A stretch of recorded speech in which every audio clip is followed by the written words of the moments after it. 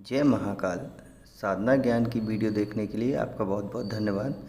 अगर आप मेरे चैनल पे पहली बार आए हुए हैं तो रेड कलर का सब्सक्राइब बटन दबा दीजिए, या जिसने मेरे चैनल को सब्सक्राइब नहीं किया है वो रेड कलर के सब्सक्राइब को बटन के दबा के बेल आइकन जो है घंटी के आकार का, उस पर क्लिक करके ऑल पिन क्लिक कर दीजिएगा, जिससे कि हमारे चैनल की जो भी लेटेस्ट वीडियो है उसकी अपडेट आपको मिलती रहे। जय महाकाल। साधना ज्ञान चैनल में आप सभी का एक बार फिर से स्वागत है। आज मैं आप लोगों को एक ऐसी जानकारी देने जा रहा हूँ जो आप लोगों के बहुत काम आने वाली है। सबसे पहली बात समझिएगा, आप लोग जो जमीन से गड़ा हुआ धन निकालने की बात करते हैं या पॉइंट की बात करते हैं, तो उससे धन निकलता कैसे, इसके विषय में आज पूरी जानकारी दी जाएगी आपको। साथ ही साथ एक वीडियो भी मैं चला रहा हूँ, इसमें देखिए कि जो धन है ज़मीन के नीचे वाला वो साफ दिख रहा है। और इस वीडियो में आप देखते जाना कि जो आदमी हैं वो जिंदा कंकाल हैं जो मरे पड़े हैं उस धन के लालच में। आप वीडियो में देखिएगा, साफ समझ में आएगा। जो कंकाल है वो कंकाल आप लोगों को दिखेंगे, और जो आपके धन है मतलब हीरे हैं, जवाहरात हैं, सोना है, चांदी है, ज़्यादातर सोना ही दिखेगा। कलसे में भरा हुआ, मटके में भरा हुआ साफ नज़र आ रहा है। और आगे आपको जो कंकाल हैं वो भी दिख रहे हैं। पूरी ऊपर दीवालों में जो कुछ लिखा हुआ है ये खंडर है, ठीक है। खंडर के नीचे ये एक जगह है, वहाँ पे ये रखा है। कोई भी व्यक्ति चाहे तो देख सकता है, पर इसको निकाल नहीं सकता। निकालने वाला क्या होता है, मर जाता है उसी वक्त। जैसे ही इसको छू के आप लेने की कोशिश करते हैं आपको मर जाते हैं, ठीक है। ऐसे ही बहुत सी जगह पे चीज़ें होती हैं मतलब कि इन द सेंस ऑफ समझिएगा कि चीज़ें क्या होती हैं। जैसे कि मान लीजिए किसी ने फॉर एग्जाम्पल समझिए, पुराने ज़माने की बात बताता हूँ, तब आपको प्रॉपर समझ में आएगा। सबसे पहले ज़माने में आदमी के पास पैसा, जो आज के ज़माने में पैसा बोलते हैं, रुपए बोलते हैं, कागज़ के नोट नहीं होते थे। उससे पहले सबसे पहले सोने के सिक्के चलते थे। बिजनेस जो होता था वो भी सोने के सिक्कों से होता था। तो जो राजस्थान से या जो भी व्यापारी अपना पैसा लेके आता था, तो साधन भी नहीं था आज के ज़माने के हिसाब से कि भाई बैंक में डाल दिए या फ्लाइट से आ गए डायरेक्टली, या ट्रेन से आ गए या बस से आ गए या पर्सनल कैब से आ गए। ऐसा कुछ नहीं था, पहले तो पैदल ही चलना पड़ता था। तो वो क्या करते थे, वो अपने पास एक नक्शा रखते थे। नक्शे के हिसाब से वो मैप बनाते चले जाते थे कि इस रूट से आया हूँ मैं। आते आते जब उनको लगा कि हाँ यहाँ इस जगह पे मेरे को रख देना है, लुटेरे ज़्यादा हैं, ये है अपने घर गांव के बाहर, तो उन्होंने वो गाड़ के नक्शा बना के रख लिया, ठीक है। या उनको लगा कि लौटते हुए मैं मुझे कभी यहाँ से माल ले जाना हुआ है, तो पहले के आदमी क्या होते कि बकरी या जानवर अगर कोई लेके आ रहा है तो उसको नहीं चुराते थे। वो सीधा सीधा, जो लुटेरे होते थे वो सीधा सीधा सोने पे, पैसे पे लूटते थे, ठीक है, डायरेक्ट। जैसे आज के ज़माने में पैसा ही है मेन। जान आपकी गाड़ी जा कोई ज़्यादा नहीं चुराएगा। जो सामने से आपको किडनैप करेगा उसे गाड़ी से कोई मतलब नहीं ना। वैसे ही सेम बात थी, पहले सिक्के चुराते तो वो गाड़ के मैप बना के चले आते थे। अब जब उन्होंने मैप बनाया, उन्होंने गाड़ दिया, उसके बाद वो चले आए। अब घर पे आए, वो भूल गए कि मैप का रास्ता क्या था। उन्होंने दे दिया अपने लड़कों को कि ये निकाल लेना। अगर वो रास्ता चेंज हुआ तो वो चीज़ वहीं खड़ी रह गई, ठीक है। उस पे क्या हुआ कि कोई भी शक्ति, जैसे कि मान लीजिए सांपों का बसेरा हो गया, उन्होंने बिल बनाया, वहाँ बैठने लगे, ठीक है। उसके बाद या कोई भी जो शक्ति होती थी, देखिए शक्तियाँ हमेशा चमक पे आकर्षित होती हैं।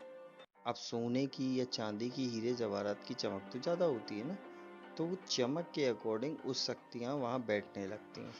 और जब वो बैठने लगेंगी तो उनका स्थान हो जाएगा। अब आप उस स्थान से उनको हटाएंगे, है ना, तो वो तो अपनी डिमांड करेंगे ना कि भाई मेरे को एक स्थान दो और मेरे को ये भोग दो, क्योंकि इतने दिन से मैं भूखी बैठी हूँ।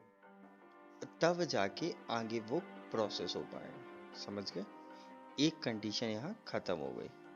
दूसरी कंडीशन इसमें क्या होती थी कि जैसे मान लीजिए जो राजस्थान के लोग थे, या जो थोड़ा साउथ के लोग थे, या बंगाल के लोग थे, या यूपी के कोई भी समझ लीजिए महाराष्ट्र, जो ये थोड़ा बहुत तंत्र मंत्र जानते थे, वो क्या करते थे, जब वो अपना सोना या चांदी गाड़ते थे तो किसी भी चीज को, सांप को पकड़ के, या किसी भी जानवर को, या किसी भी शक्ति को पकड़ के उस पे स्थान पे बिठाल देते थे और दीपक जला देते थे, और ये बोलते थे कि मैं ये चीज अपने वंशजों के लिए गाड़ रहा हूँ, जब वो निकालेंगे तो आपको ये भोग देंगे, इसके बाद आप उनको ये चीज दे देना।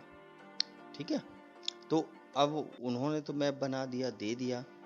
अब उनके वंशज आए, वंशजों ने अगर वो निकाल लिया तो ठीक है। अब जैसे मान लीजिए रैंडमली आप पहुंच गए, आपको लगा यहाँ नीचे नीचे कुछ पॉइंट पे या जमीन पे गड़ा हुआ, और आपने उखाड़ने की कोशिश करी, तो वो शक्ति ना जो भोग है वो मांगेगी। अब भोग तो आपको पता नहीं, ना विधि विधान पता है। अब जब वो चीज पता नहीं है तो वो सीधा कहती है मुझे बलि दो, नर बलि दो, ये बलि दो, वो बलि दो। अब आपके अंदर इतनी कैपेसिटी है नहीं कि आप उसे देख लो, उससे बात कर सको, क्योंकि आपके पास ना तो कोई शक्ति है, और ना ही आपने प्रोटेक्शन के लिए या उस अपनी शक्ति को जागृत करके वहां लेके गए हो, क्योंकि हवन आदि क्रियाएं, गुप्त क्रियाएं आपको पता ही नहीं। उस हिसाब से आपने डायरेक्ट निकाला, तो जब निकालोगे तो शक्ति का प्रभाव सीधा आप पे पड़ेगा, और आप वहीं या तो मर जाओगे, या पागल हो जाओगे, या घर में मरने लगेंगे। इस हिसाब से विनाश हो जाएगा। ठीक है, दो पॉइंट क्लियर हो गए। तीसरा जो मैं वीडियो दिखा रहा हूँ, इसकी पॉइंट को समझते हैं। इसमें क्या केस है? इसमें केस ये है कि जो ये जगह थी, इस जगह पे जिसका था उसने उसको बांध दिया। ठीक है, कि मेरे ही वंशज ले सकते हैं, तो दूसरी कंडीशन वाली सेम अप्लाई हुआ। लेकिन साथ ही साथ उन्होंने, अब वो तो मर गए, उनके वंशज भी मर गए, अब एक दो और भी मर गए। अब तीसरी पार्टी को पता ही नहीं ये मेरी जगह है, जो उसके वंशज तीसरे थे उससे पता ही नहीं ये मेरी जगह है, लेकिन आम रैंडमली आदमी को पता है कि ये है। अब वो लेने गए, अब माया देख के तो हर कोई विचलित होता है ना, तो उन्होंने लेके गए, उन्होंने सीधा उखाड़ने की कोशिश करी, और जब उखाड़ने की कोशिश करी तो शक्ति ने अपना असर दिखाया। क्यों? क्योंकि शक्ति वहां बंधी नहीं है, वो उतने ही इलाके की राजा है। अब राजा जो होगा उतने इलाके का, इतने सारे पैसे का, तो वो और लोगों को भी तो बुला सकता है, तो इस हिसाब से वहां शक्तियों को जमा बड़ा हो गया। अब इसके लिए वो शक्ति जो होती है, अब वो तो राजा है, वो तो कुछ करेगी नहीं, बाकी सिक्योरिटी करके उन्हीं के दिमाग में घुस जाते हैं।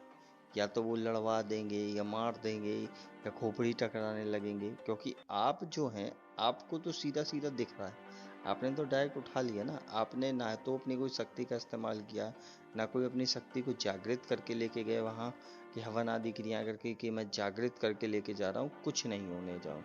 अगर भले ही ना मिले, लेकिन इतने लोगों की प्रोटेक्शन मैं कर लूँगा। ये तो किया नहीं, क्योंकि आपको सामने दिख रहा है ना।